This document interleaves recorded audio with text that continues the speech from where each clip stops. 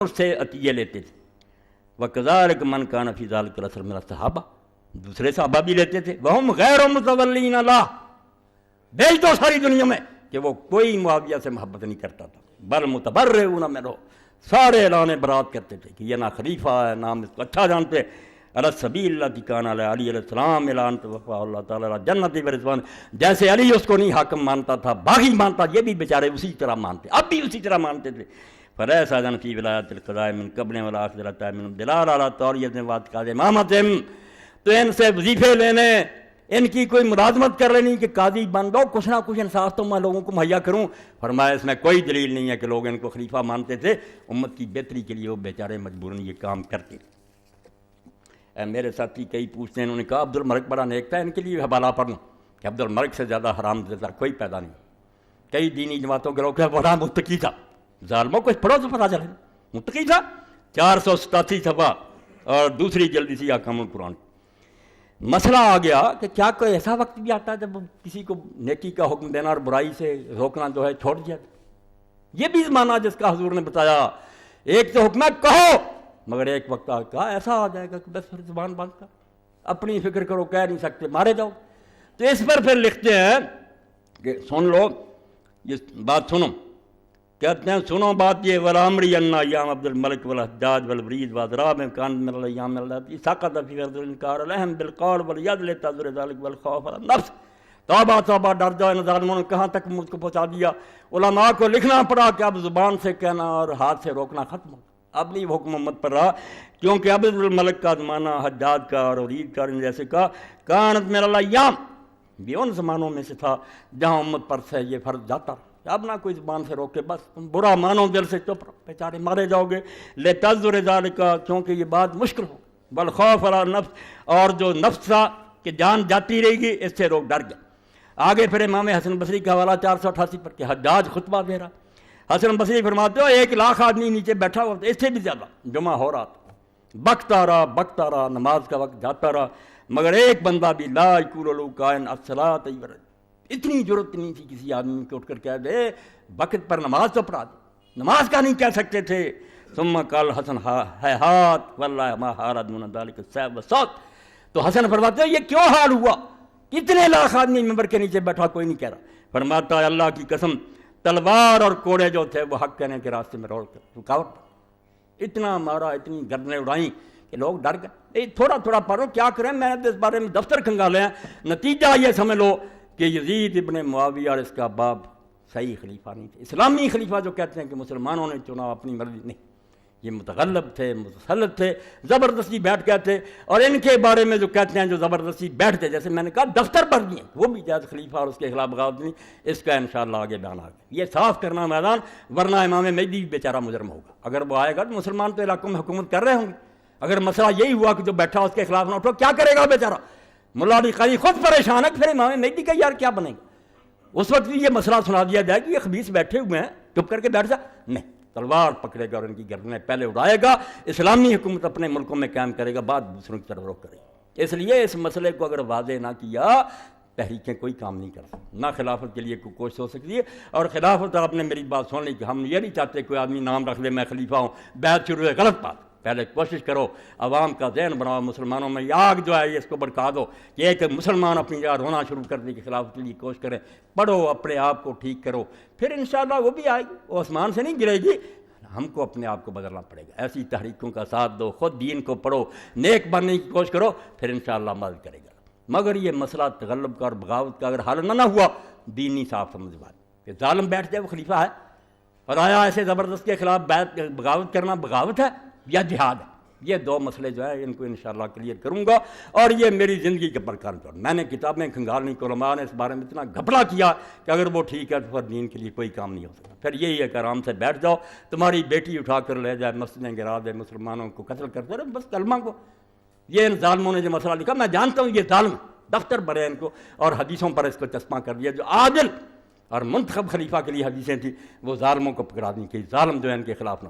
اللہ پناہ دے، دین اسلام کو بچانے کے لیے حسین کا جو کردار ہے وہ نماز روزے کا نہیں، خلافت اسلامیہ کے قاعدے کو انہوں نے بجا دیا کہ ظالم بیٹھتے رہیں مسلمانوں کی سربراہی. وہ اقبال کی بات ماں سے واللہ را مسلمان بندہ نیس پیش فرعون نے سرش اپنے دارے، یعنی کہ تخت پر فرعون بیٹھ گیا تو موسیٰ سلام کر دی، نہیں، مسلمان کو لا الہ الا اللہ سے یہ توحید، کربلا نہیں، توحید لا الہ الا اللہ، کہ ظالم حاکم جو ہے اس کے خلاف بغاوت کرنا فرض، وہ طاغوت۔ فرماتے ہیں ماں سے واللہ را مسلمان بندہ نیس، کلمہ طیبہ کیا سکھاتا ہے کہ اللہ کے سوا مسلمان کا کوئی حاکم نہیں، نبی بھی حاکم نہیں علیہ السلام، اللہ کا حکم پہنچاتا ہے، حکم نہیں دے سکتا، وہ خدا نہیں بنتا، حکم اللہ کا پہنچاتا۔ پیش فرعون نے سر شفق اللہ، مسلمان کا سر کبھی کسی فرعون کے سامنے نہیں جھکتا کہ تخت پر بیٹھ گیا، نہیں، کیا ہوتا پھر؟ تیغ بہر عزت دین است بس، تلوار بھی خواہ مخواہ نہیں چلانی، تلوار صرف دین کی حفاظت کے لیے اٹھانی، مقصد و حفظ آئین است بس، اور اس کا مقصد کیا کربلا کا کہ آئین کی حفاظت کرو۔ ابھی ہم آئین کو روکتے ہیں کہ آئین ملک کو سنبھالتا ہے، جب وہ کھلونا بن جس کا جی چاہے ترمیمیں کرے، روز بدلتا رہے، شغل بن گیا، کوئی اس ملک کا قاعدہ قانونی رہا، تو آئین کی حفاظت کہ قرآن و سنت اپنی جگہ سے نہ لیں، خون او تفسیریں اسرار کر، یہ ہے کربلا، حسین کے خون نے یہ کلمہ طیبہ کی تشریح اسلامی حکومت کی اپنے خون سے کی، خون او تفسیریں اسرار کر، امت خابیدہ را بیدار کر، جو سوئی ہوئی امت سے اس کو جگا دیا۔ ٹھیک ہے، نالائق بکتے ہی آئے اور علماء کتاب میں لکھتے رہے، مگر الحمدللہ ابن حزم جیسے بھی پیدا ہوئے، دوسرے نیک لوگ بیٹھا ہوا، کہاں ہے تمہارا اجماع؟ یہ ابن تیمیہ رحمۃ بن حنبل کہاں سے اجماع لے آئے ہیں کہ ظالم بادشاہ بھی جو اس کو خلیفہ مانو؟ کہا جھوٹ بولتے ہیں، مار اتنی پڑی، بعد میں ڈر گئے اور ان کا ساتھ دینا چھوڑا۔ یہ سارا قصور امام محمد بن تیمیہ کا، جھوٹا مسئلہ پھیلا دیا۔ ابن حزم پر اللہ رحمت کرے، اس نے کہا کیوں دین کو برباد کرتے ہو؟ ظالم کے مقابلے کی بجائے یہ کیسے ساتھ دو؟ حدیثوں سے فریب، حدیثیں نیک خلیفے کے بارے میں، چنا ہوا امت کا، ظالم کوئی خلیفہ نہیں، وہ ڈاکو ہے، جس کا جی چاہے اس کا تخت توڑ دے، جو تخت توڑنے کے لیے اٹھے اس کا ساتھ دے، وہ ہے اصل میں عادل، یہ باغی۔ باغی کی حل ہو جائے، باغی یہ نہیں کہ حکومت کے خلاف جو غلط ہے، اگر بادشاہ غلط ہے وہ باغی ہے، جو اٹھے ہیں وہ عادل نیک۔ اور یہ حوالے امام ابن حجر رحمۃ اللہ علیہ کہ حسین اور اہل مدینہ جو تھے اہل عدل تھے، باغی وہ حاکم تھے۔ بغاوت کو سمجھو تو صحیح، حکومت کی زبان استعمال کرتے ہو کہ جو حکومت کے خلاف وہ باغی، باغی وہ جو حق سے ہٹ گیا، اگر حکمران ہٹ گیا وہ باغی، رعایا ہٹ گئی وہ باغی۔ وآخر دعوانا الحمدللہ رب العالمین وصلی اللہ تعالی علی خیر خلقہ محمد وآلہ واصحابہ اجمعین۔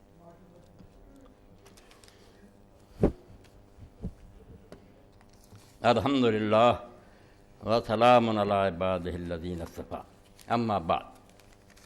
اجتماع کا اعلان سن لیں، پچھلے جمعہ میں آپ نے سنا تھا، اب تو 2 دن رہ گئے، پرسوں آ جاؤ، خلافت تو اللہ تعالیٰ کو منظور ہوگا، انشاءاللہ کوشش کریں گے، اللہ مدد فرمائے گا۔ یہ اجتماع میں تو آیا کرو جو دین کے لیے ہو رہا ہے سالانہ، اور اس میں تحریک اسلامی کے بڑے بڑے ذمہ دار حضرات بھی آ رہے ہیں، حکیم عبدالوحید صاحب، حفیظ الرحمان حسن، حکیم سید محمود صاحب سہارنپوری، میرا بھی درس ہوگا، حکیم شریف حسن صاحب کا۔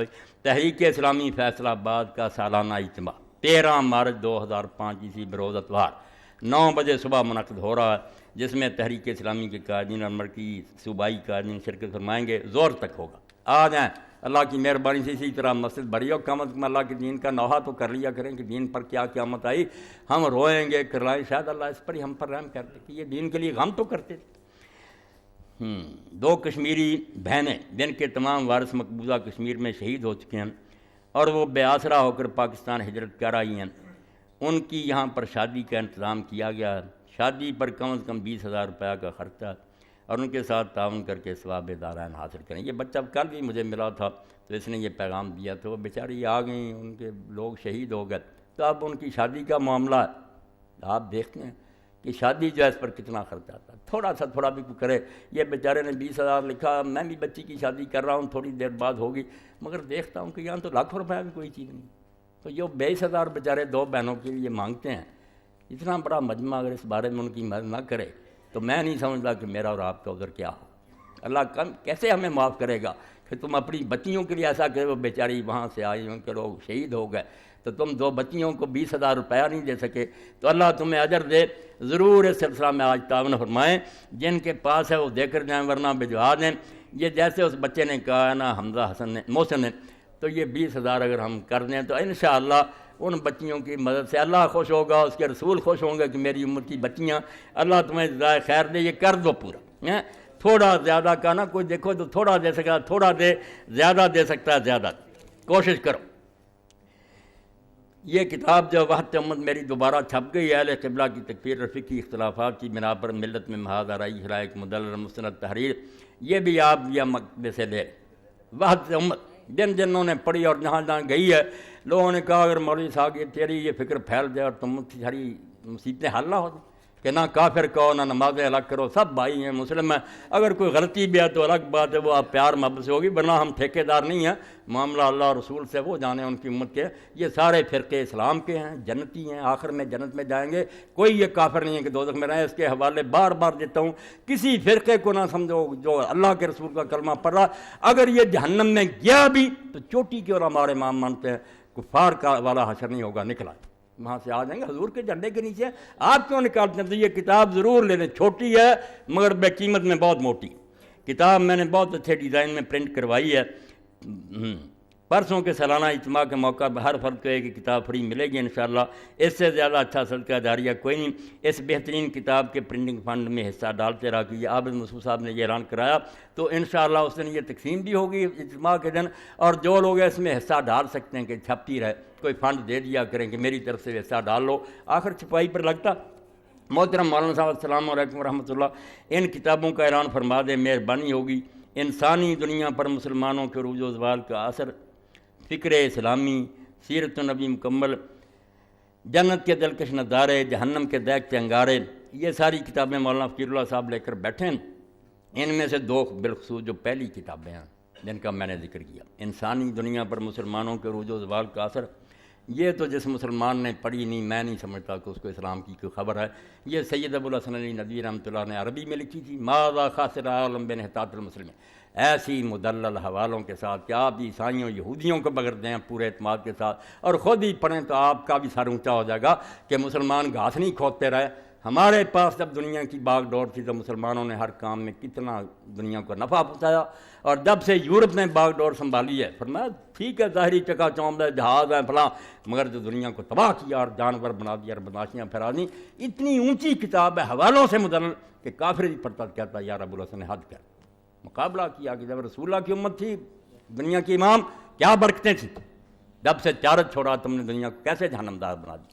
تو یہ کتاب اللہ کے لیے ضرور لے لیں، انسانی دنیا پر مسلمانوں کے عروج و زوال کا اثر، اور فکر اسلامی بھی میں نے بتایا تھا کہ وہ انہوں نے لکھی تھی، تو بہت اچھی کتاب ہے، ایسی عمدہ کہ جو بھی ان کے مضامین پڑھتا، اب بھی کچھ لوگ مجھ سے پوچھ رہے تھے کیونکہ اس کی زبان ادبی ہے، بہت اچھا لکھتے تھے وہ، تو یہ دونوں کتابیں تو خصوصاً آپ لے لیں۔ اور بہنوں کے لیے جو ہے نا اعلان کیا، یہ میرے بھائی بھائی 20,000 پورا کر دیں انشاءاللہ، جب میں اس کے بچے کے حوالے کروں گا مجھے بھی سکون قلب نصیب ہوگا، اللہ خوش ہوگا، اور جیسے اللہ کے رسول نے فرمایا کہ جو کسی مسلمان کا دل خوش کرتا اس کا نہیں کرتا، میرا کرتا، میری امت ہے، اور جو مجھے خوش کرتا وہ اللہ کو خوش کرتا۔ کر دو یہ 20,000 کچھ بھی نہیں، کر دو اللہ کے رسول کو خوش، وہ جب اطلاع اللہ کے فرشتے دیں کہ حضور آپ کی بچیوں کو لوگوں نے اس طرح سہارا دیا، حضور خوش ہوں گے انشاءاللہ، اور آپ کے لیے سفارش بھی حضور کی واجب ہوگی۔ اللہم صلی علی محمد وعلی آل محمد وبارک وسلم۔ اللہم اغفر للمؤمنین والمؤمنات والمسلمین والمسلمات الاحیاء منهم والاموات، ان اللہ یامر بالعدل والاحسان وایتاء ذی القربی وینہی عن الفحشاء والمنکر والبغی یعظکم لعلکم تذکرون۔ کچھ دوستوں نے بعد میں دعا کے لیے بھی کہا، انشاءاللہ دعا کریں۔